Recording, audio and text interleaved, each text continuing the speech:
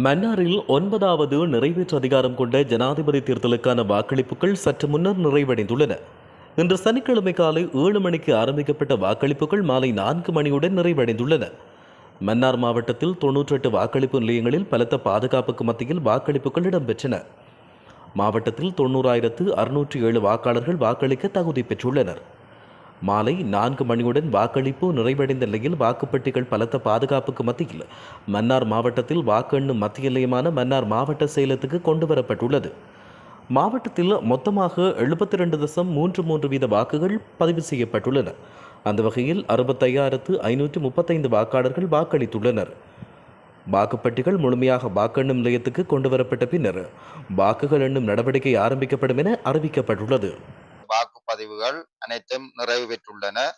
இன்றைய தினம் 2 சிறு சட்ட அளவிலான மீறல்களை தவிர அனைத்தும் சுமூகமான முறையிலே இன்றைய வாக்குப்பதிவுகள் இடம்பெற்றிருக்கின்றது.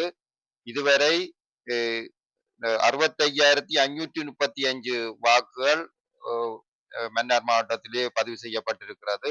இது மொத்த வாக்காளர்களில் 72.33 என்ற வீதம் அளவில் பதிவு செய்யப்பட்டிருப்பது சிறப்பான அம்சமாக காணப்படுகிறது.